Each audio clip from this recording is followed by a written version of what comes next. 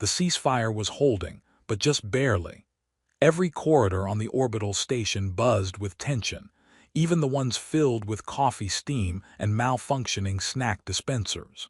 Rourke leaned against the mess hall's reinforced viewport, watching a half-derelict ship drift past, its hull scorched and peppered with the burns of too many near misses. He couldn't tell if it was one of theirs or one of theirs, them, the enemy. These days most ships looked the same, patched together with desperation and just enough hope to fly again. War chic, he muttered, sipping recycled caffeine that barely qualified as coffee. All the rage in the outer quadrant this season. Across the hall, diplomats in varying states of exhaustion shuffled past, their translation nodes blinking soft green pulses. No one smiled. No one even pretended this gathering was anything but a political balancing act with a slippery floor. He hadn't expected to see her again. Not like this. Not in a polished uniform with the emblem of the Velari Accord gleaming on her shoulder plate. Not with her hair meticulously braided, looped around the edges of those long ears like something out of a myth. He had thought maybe he'd imagined her that day on the battlefield, half dead, bleeding, staring at him like he was the monster from her side's bedtime stories. But now she walked like someone who knew exactly how many people had tried to kill her and failed. Their eyes met across a tangle of seeding pods and a flickering hollow map of contested sectors. She stopped mid-step. Just like that, the noise in the room seemed to fall away. The tiny blinking light on her translator blinked red, then blue, like even the machine was unsure how to process the moment. Her eyes shimmered, not in the poetic way, in the actual, literal, moisture-threatening-to-form kind of way. Rourke tried to remember how breathing worked. He wasn't ready for this. He wasn't ready for anything that looked like reckoning, and especially not from someone whose people had fried half of the 82nd Battalion's mech suits into slag 3 months ago. Still, his feet moved before his brain did. Old habit, soldier's instinct, or maybe just guilt that had decided to start walking on its own. She looked away first, retreating behind the diplomatic delegation, her posture upright, clipped, professional. But he saw it, the slight hitch in her breath, the way her hands clenched around the data pad like she was holding onto more than just tech. His stomach twisted. He'd carried her out of that crater. Not because she was a priority or even a strategic asset. Hell, she'd been the enemy. But in that moment, all he saw was someone with too much blood on the ground and not enough in her veins. He hadn't said anything then. Just stripped the broken pieces of her armor, sealed the wounds with emergency gel, and tried not to think about how her fingers had curled weakly around his wrist. She passed out before they even reached the evac transport. They never spoke. So what now? He went back to his corner, pretending to study the way his cup cast an oblong shadow on the metal table. The meeting hadn't even started yet, and already he felt like someone had scooped out his chest cavity and replaced it with live plasma rounds. "Hey, Rourke," came a voice to his left. Jenkins, of course. The man had the subtlety of a laser drill. "Is that your alien crush over there?" "Shut up," Rourke muttered. "No, seriously, I saw that look. You were practically radiating existential dread and romantic tension. Why are you like this?" "Genetic miracle," Jenkins said proudly, plopping into the seat across from him and pulling out a protein bar that smelled faintly of regret. "Also, I'm bored. This whole ceasefire thing is like watching two cats try to agree on a treaty over a bowl of water." Rourke raised an eyebrow. "You've been working on your metaphors again. Only the ones that involve cats. Cats are universal. You ever seen a Velari cat?" "No, but I bet they're taller, smugger, and probably use words like intergalactic prerogative, while knocking things off tables." Rourke almost laughed, almost. But his gaze drifted back to the far side of the hall, where the alien woman, no, the Velari delegate, was quietly speaking to one of her superiors. Her voice didn't carry, but the way she gestured reminded him of that moment on the battlefield, when she looked like she wasn't sure whether he was saving her or finishing her off. "You gonna talk to her?" Jenkins asked, halfway through mutilating the protein bar. She probably doesn't even remember me. Right, because people tend to forget the humans who drag them out of flaming wreckage and patch them up with field bandages and hope. Did you just say, field bandages and hope? I'm workshopping it. Rourke sighed and leaned back, feeling the station's artificial gravity tug on him like a leash. He didn't want to be here, but command had insisted. Some ridiculous idea that putting a grunt in the room would humanize the process. As if that ever worked. A chime sounded, followed by the garbled voice of the station's old AI. Ceasefire negotiation assembly commencing in Conference Bay 4. Please bring all relevant documents, translation devices, and personal regrets. Did it just say regrets? Jenkins asked. You're surprised. Honestly, no. Feels on brand. They filed in with the others, sliding into rows of chairs that had clearly been designed by someone who had never met a spinal column. Rourke tried not to look at her. Tried harder not to notice that she was assigned the seat directly across from him, because of course she was. The negotiations began, or tried to. There was a lot of posturing, a lot of passive-aggressive phrasing, and at one point, a minor diplomatic incident involving the insult potential of a certain velari verb conjugation. Rourke sat through it all, mostly staring at the reflection of the lights on the polished table. Then he heard her speak. The sound hit him like a sonic pulse, gentle but layered. The translator struggled for a second, garbling her words into a series of odd chirps before smoothing out into accented standard. We accept the condition, under the clause that no retroactive military actions will be justified by pre-ceasefire interpretations. She hadn't looked at him, not once, but he could feel her awareness brushing against his like static. He wondered if she could hear how fast his heart was beating, if she knew that he still remembered the exact shade of green her blood had turned when it mixed with his gloves. Hours passed, or maybe minutes. It was hard to tell. Time had a way of folding in on itself during political events and dental surgeries. Eventually, there was a break. Refreshments were served, meaning gelatin cubes of varying flavors and caffeine sticks that promised alertness or your money back.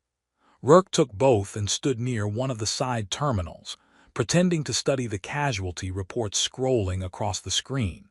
He sensed her approach before he heard her. You were there, she said, not a question. He turned. She stood just beside him, not quite facing him, arms at her sides but her posture loose, uncertain. Her ears twitched. He didn't know what that meant. Nervousness, focus. I was, he said, a pause. You cleaned my armor. Another not question. He rubbed the back of his neck. Didn't seem right to leave it covered in blood, yours or mine. That earned the ghost of a smile, just a flicker. You buffed it, polished it, even the edge of the collar plate. Well, I've always had a thing for symmetry. And you did it quietly. He shrugged, didn't want to wake you. She laughed softly, and it hit him harder than any explosion. I thought maybe I hallucinated you, she said. The stories back home say humans don't show mercy, that you're efficient, cold, brutal. Most days, he said. But sometimes we make exceptions, usually when someone looks like they might kill us later if we don't. She tilted her head. Do I still look like I might kill you? Only if the refreshments run out. A full laugh this time, sharp and unexpected. Heads turned, she didn't seem to care. I never got your name, she said. Rourke. She nodded. Mine is Celia. Another pause, longer. You remembered me, he said quietly. Every day, she answered. Then so softly he almost missed it. And I never knew why you did it, until now. He blinked. Why I saved you. No, why you treated me like I was something else, not just another enemy. He didn't have an answer, not yet. But he was starting to think the next ceasefire might not be written in documents. It might start here, in the awkward space between two people who shouldn't have crossed paths, but did anyway, and stayed.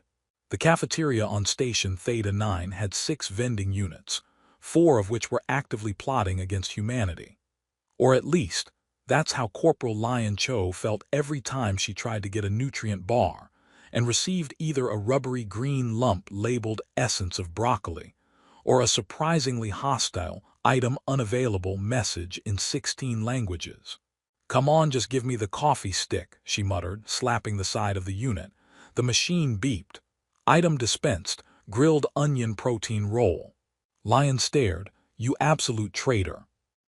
Behind her, a group of diplomats from the Trosson Combine were mid-argument over galactic mining rights, or possibly pastry texture. It was hard to tell.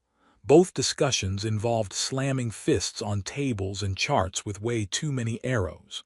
She turned away from the vending betrayal and walked back to her table, where Sergeant Halden Rourke was staring at a hologram of troop movement simulations and eating something that might have once been a sandwich, before it lost the will to live.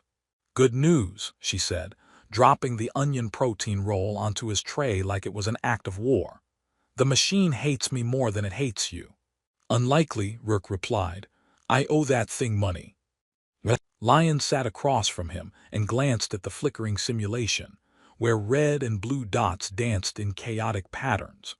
Still trying to figure out if the Velari made that move because it was smart or because someone sneezed on the control console. "I'm leaning toward sneeze," Rourke said. "That whole flank collapsed in 20 seconds.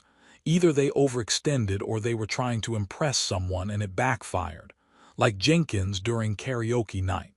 Lion snorted. "You mean the night of the screaming subwoofers?" "I still have hearing damage," Rourke said, grimacing, "and we were in another quadrant." The station's PA system crackled overhead. Then a cheerful voice that sounded suspiciously artificial rang out.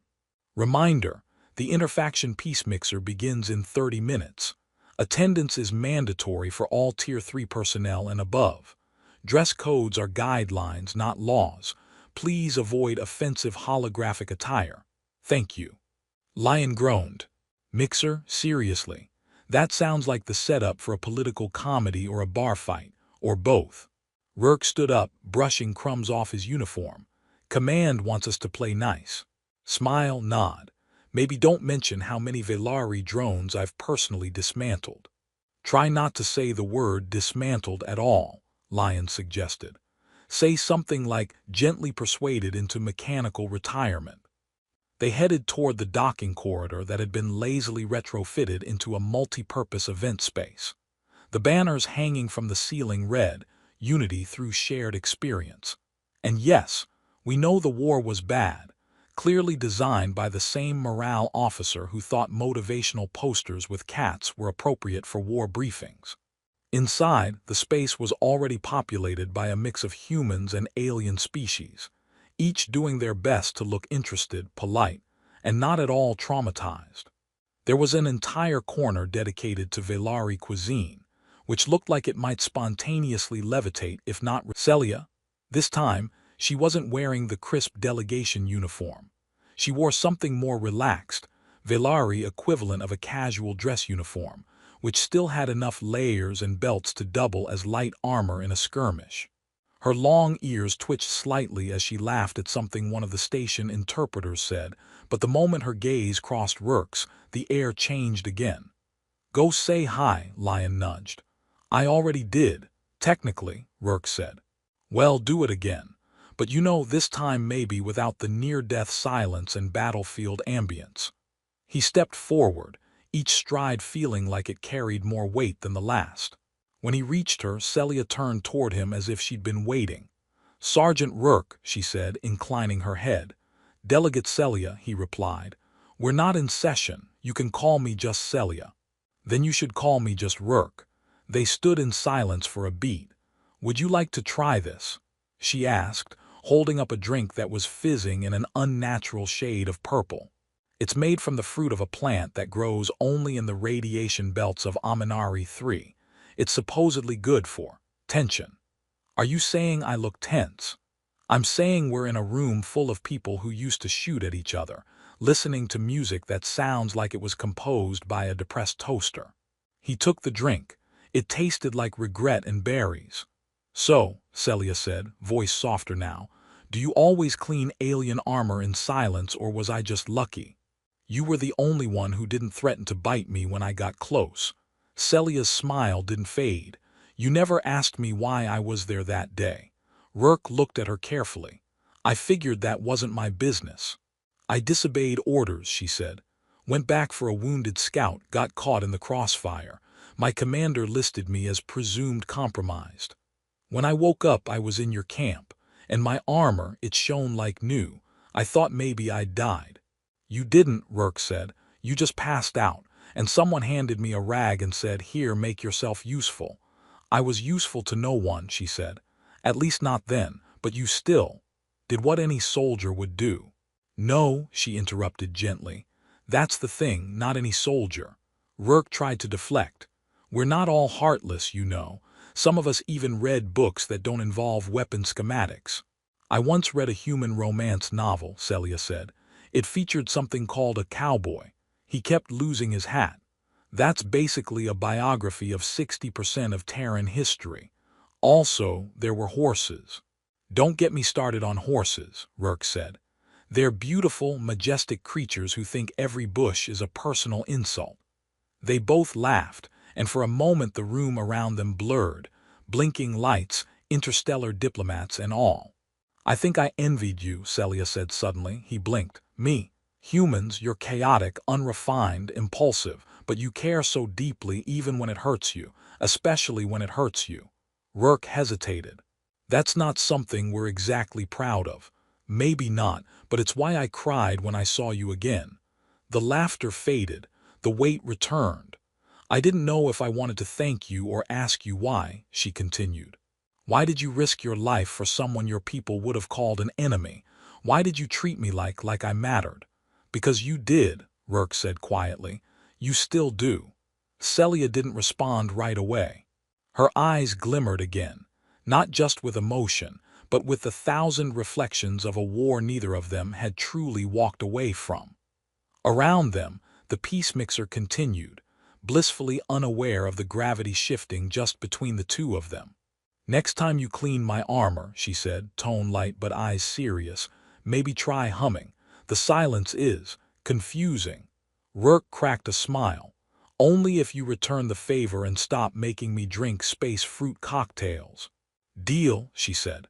Behind them, Lion leaned against the wall, watching, sipping her own drink that had started to crystallize. You think they'll end the war? Jenkins asked, appearing out of nowhere as he always did, holding a glowing snack cube like it was his newborn. They might, Lion said, tilting her head toward Rourke and Celia. Or they'll just keep making each other drinks until everyone forgets why the fighting started. Jenkins nodded. Honestly, either option sounds better than those vending machines. In a room meant to stitch a broken galaxy back together with awkward music and radioactive refreshments, two people stood on the edge of something neither could name. But it felt real, maybe even enough to believe in. The lights in Conference Hall 6 flickered 3 times before committing to full brightness. No one seemed particularly surprised. Most of the equipment on Station Theta 9 had a passive-aggressive streak, and maintenance requests were processed slower than peace negotiations. Still, it gave Rourke just enough time to consider if he could fake a power outage and sneak out the back before the council convened. Don't even think about it, came Lion's voice from behind, sharp as always, coffee stick clamped between her teeth like a stogie from an old war flick. I wasn't, Rourke lied. You were. You get that look when you're preparing to disappoint bureaucracy. He muttered something about civil liberties and turned to face the semicircle of delegates already assembling. On the far left, the Trossan ambassador was trying to explain something to a robotic aide, gesturing with increasing urgency as the aide continued to play a holographic game of solitaire.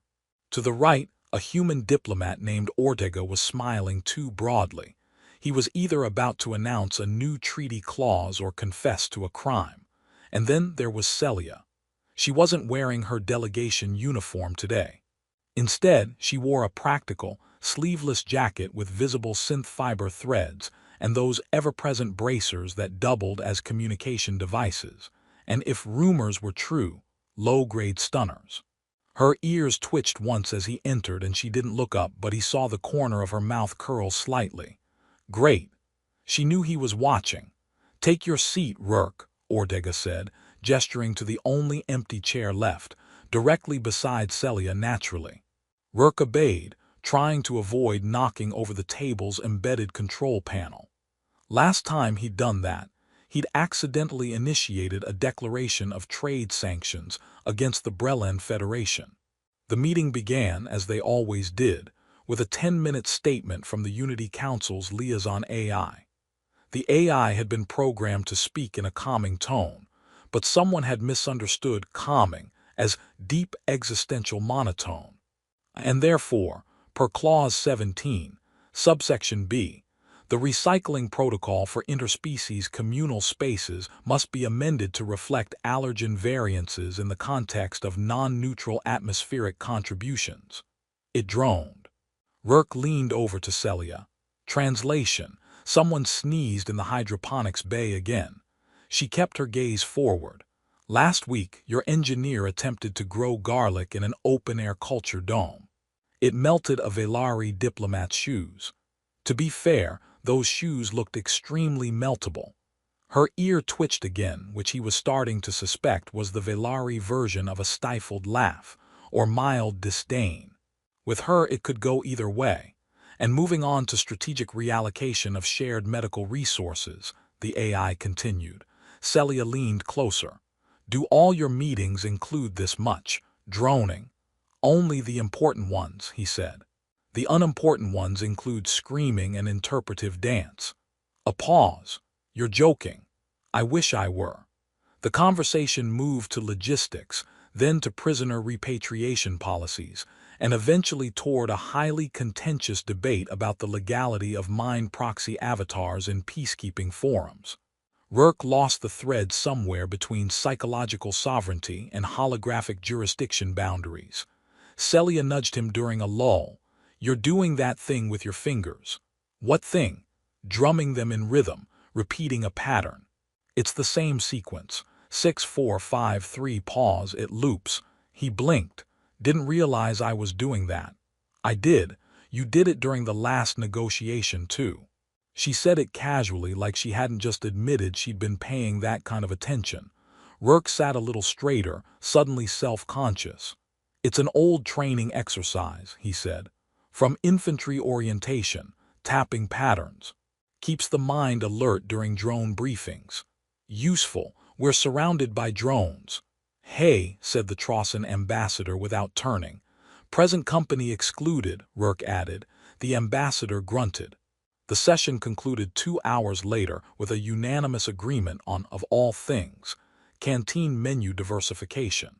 Someone had finally noticed that nutrient paste came in 87 varieties of gray. The celebratory mood in the hall was palpable, or at least people stood up without groaning. Celia made for the exit, but Rourke caught up beside her. Walk with me. She glanced at him.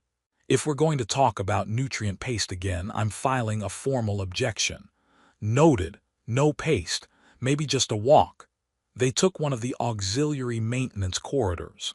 These weren't scenic by any means, but they were quiet, dimly lit, and entirely free of peacekeeping officials.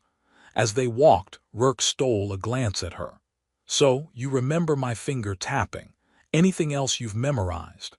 Her look was unreadable. You hum when you think no one's listening. I do not. You hum the same tune, something old. Folk melody maybe, 4-note loop slightly off-key. Well, now I feel judged. Just cataloging anomalies, she said. It's a Velari reflex. That's not creepy at all. You'd be amazed what we can catalog just from vocal pitch shifts and breathing rhythms. You mean you're constantly running lie detector tests? That depends. Are you lying? He paused. Not recently. Then I suppose you have nothing to worry about. She was impossible in a fascinating kind of way. Talking to her was like arguing with an ice sculpture that occasionally told jokes, unpredictable, brilliant, and occasionally terrifying. They reached a junction point where a viewport showed the stars outside, distant and unmoving. One large planet loomed in the distance, Corella Prime, the neutral system they were currently floating above. "First time in orbit here?" he asked. She shook her head. "Twice before, once for negotiations, once for reconnaissance. Same mission, different names." "That's war," she said softly. He didn't know what compelled him to ask next. Maybe it was the way the silence felt heavier around her. Maybe it was the quiet hum of the station's engine beneath their feet. "What did they tell your people about us? The humans, I mean." Celia didn't answer immediately. She leaned closer to the viewport, fingers barely touching the frame.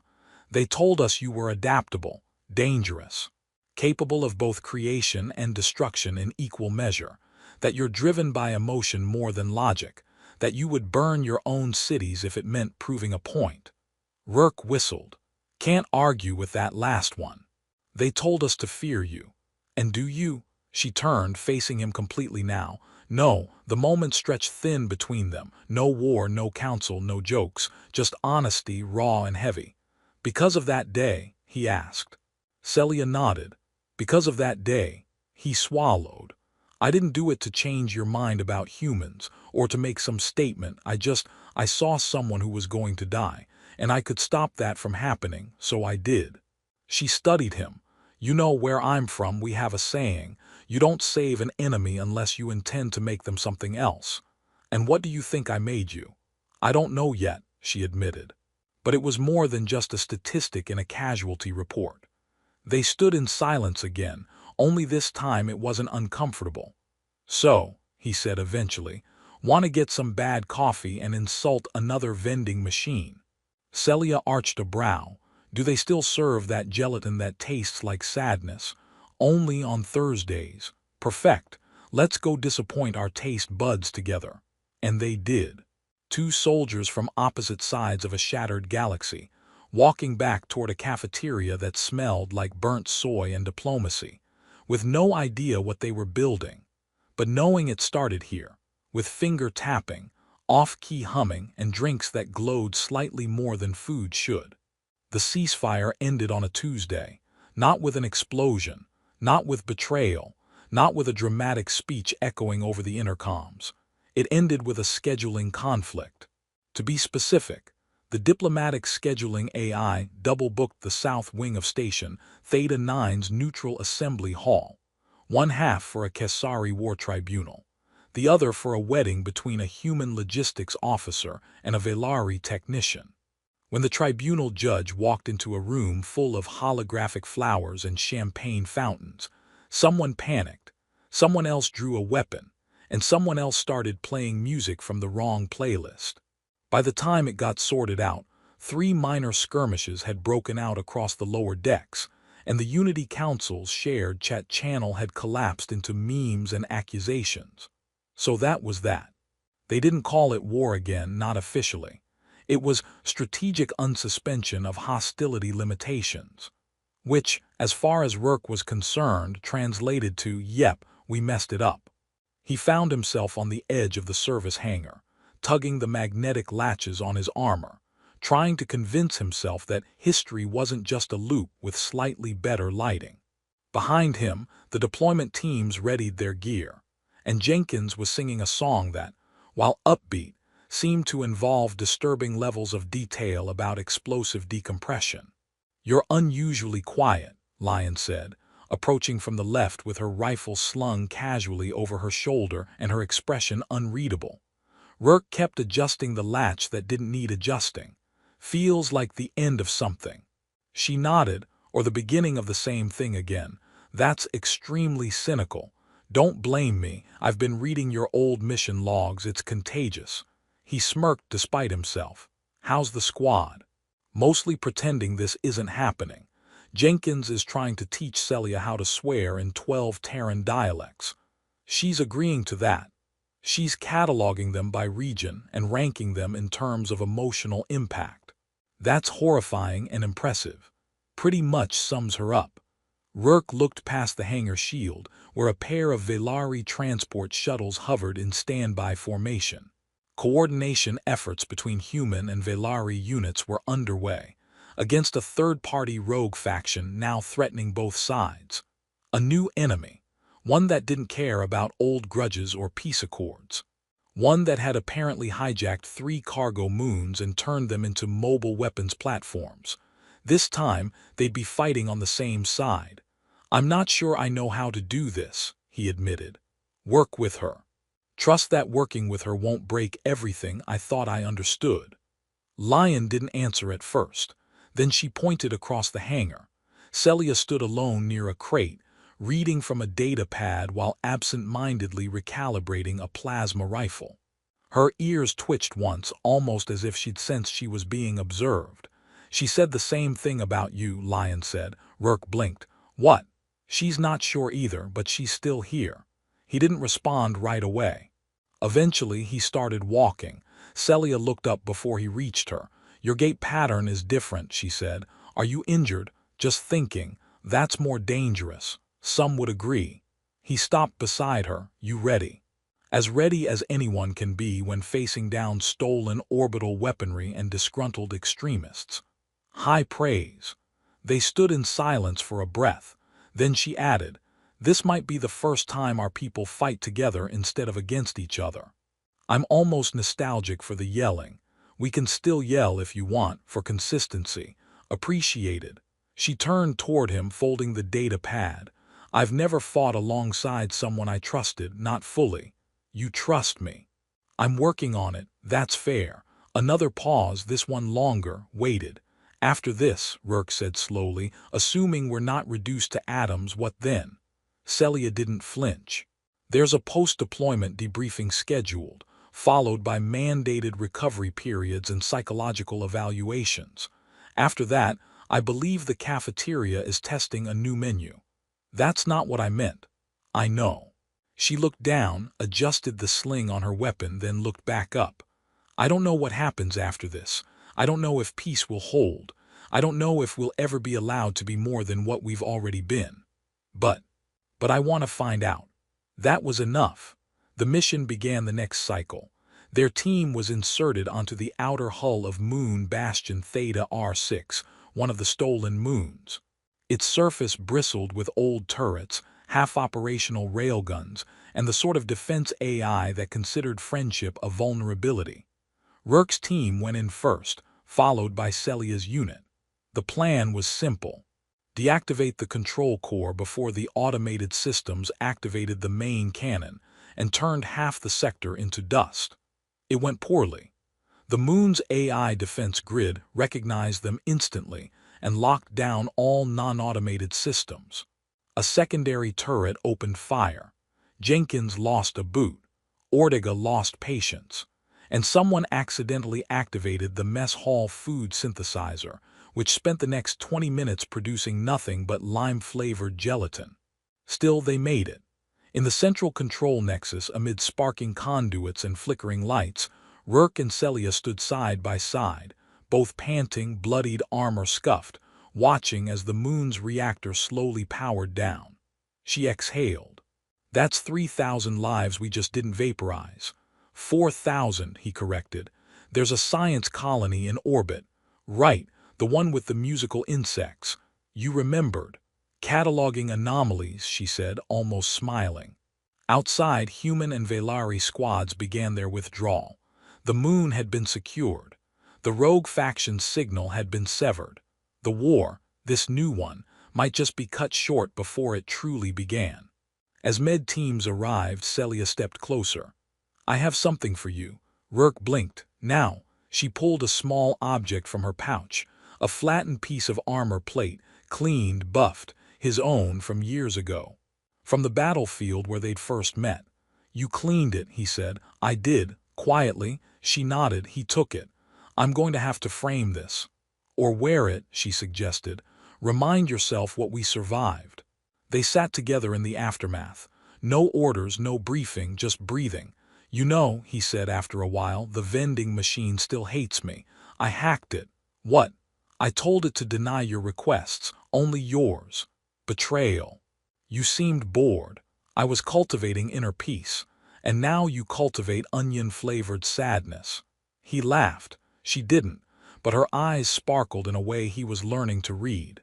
When the transports finally arrived to take them home, neither looked back at the moon. They didn't have to. What mattered wasn't the war they'd stopped. It was the bridge they'd built, piece by piece, word by word, joke by joke. It would take time. It always did. But for the first time in too long, Rourke stepped into the future not with armor, but with something far more dangerous: hope.